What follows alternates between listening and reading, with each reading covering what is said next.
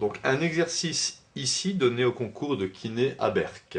Alors on considère un noyau de lithium 7,3 de masse du noyau est égale à 7,0144 U. Alors les données, un U correspond à 1,66054 fois 10 puissance moins 27 kg.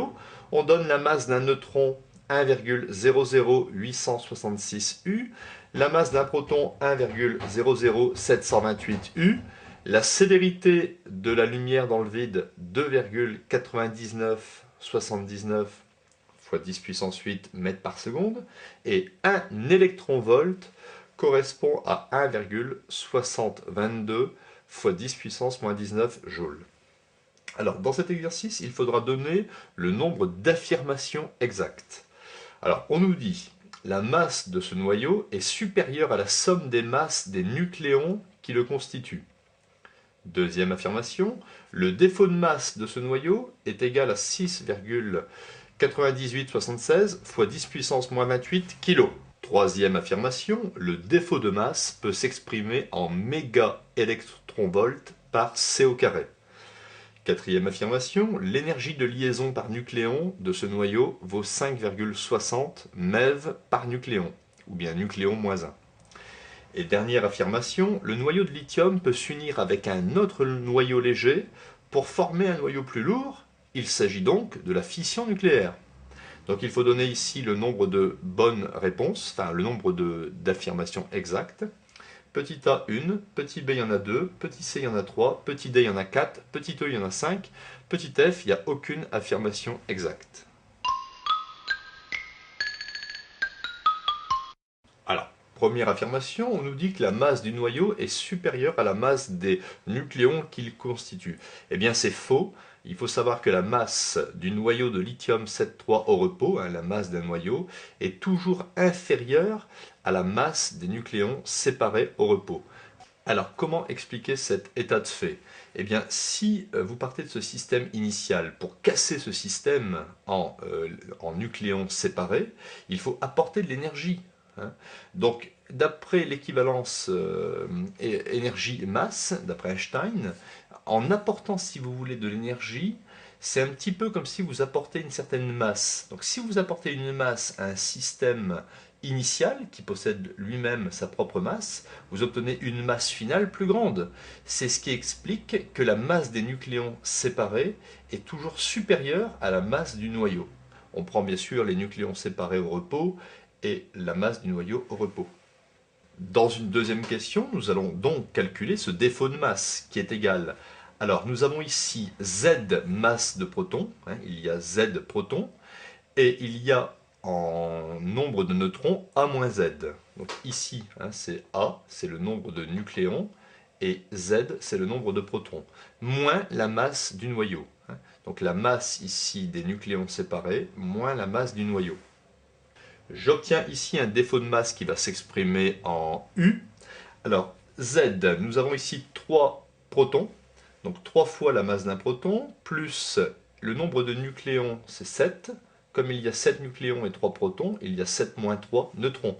Donc, plus 4 fois la masse d'un neutron, moins la masse du noyau. Donc, application numérique, je trouve un défaut de masse, delta M, de 0,04208 U. Et étant donné que 1 U correspond à 1,6605410 moins 27 kg, j'aurai ici le défaut de masse en kg. Application numérique, je trouve un défaut de masse de 6,9875 multiplié par 10 puissance moins 29 kg. Donc ça ne correspond pas à l'affirmation qui nous a été proposée. Donc affirmation numéro 2, fausse. Troisième affirmation, nous savons que le défaut de masse s'exprime en U, mais est-ce que le défaut de masse peut s'exprimer en mégaélectronvolts par C2? Alors, je vais transformer ici 1 mégaélectronvolt par C au carré. 1 méga, c'est 10 puissance 6 électronvolts, divisé par la célérité de la lumière au carré. Donc ça fait 10 puissance 6, et je sais qu'un électronvolt, c'est 1,6022 fois 10 moins 19 joules. La vitesse de la lumière, c'est 3 fois 10 puissance 8, je le mets au carré.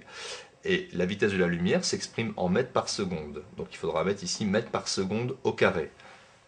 Ainsi, 1 mégaélectronvolt par C au carré correspond à 1,78 fois 10 puissance moins 30 joules divisé ici par une vitesse au carré. Alors, tout à l'heure, le défaut de masse s'exprimait en U, mais U correspondait à des kilos. Donc il faudrait qu'ici, 1 MeV par C2 corresponde à des kilos. Donc, si j'utilise par exemple la formule énergie cinétique est égale à 1,5 de mV carré. Énergie cinétique, ça correspond à des joules. Donc des joules correspondent, 1,5 ça n'a pas d'unité, une masse c'est en kilogrammes, et une vitesse c'est en mètres secondes moins 1 au carré. Donc, vous voyez bien qu'à partir de cette relation, des joules divisés par des mètres secondes moins 1 au carré me donnent des kilogrammes.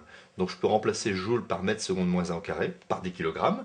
Et on a une correspondance ici entre des mégaélectronvolts par C au carré avec les kilogrammes. Donc effectivement, le défaut de masse peut aussi s'exprimer en mégaélectronvolts par C2.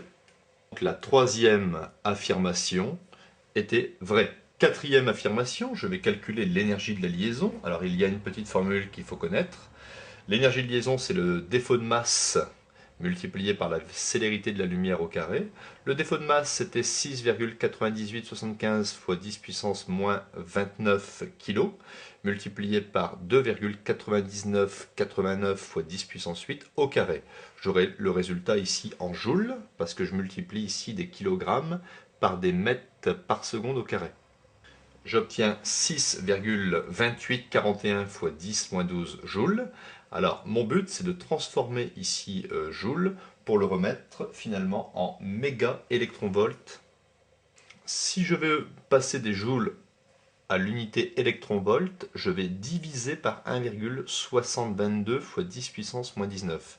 Effectivement, hein, si un électronvolt, c'est ça de joule, 1 joule correspond à 1 divisé par cette quantité d'électronvolts.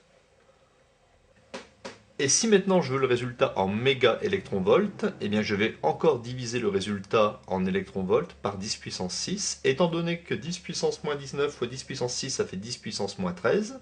Si vous voulez passer en conclusion des joules au mégaélectronvolts, vous divisez votre résultat par 1,6022 fois 10 puissance moins 13. Donc, en conclusion, si vous voulez passer ici des joules au mégaélectronvolts, vous divisez votre résultat en joules par 1,6022 fois 10 puissance moins 13. Donc, je trouve une énergie de liaison d'à peu près égale à 39,2219 mégaélectronvolts. Et s'il faut l'énergie de liaison par nucléon, vous divisez l'énergie de liaison par le nombre de nucléons. Pour le lithium, c'est 7. Et je trouve à peu près égal à 5,60 MeV mégaélectronvolts par nucléon. Donc ici, cette proposition, la quatrième, est vraie. Et pour la dernière affirmation, quand on nous dit que le noyau de lithium peut s'unir avec un autre noyau léger pour former un noyau plus lourd et qu'il s'agit de la fission nucléaire, eh bien non, il s'agit de la fusion nucléaire. Fusion, donc on fusionne et on obtient une quantité plus lourde. Donc au total, il y a 2 affirmations vraies et la bonne réponse, c'est la réponse B.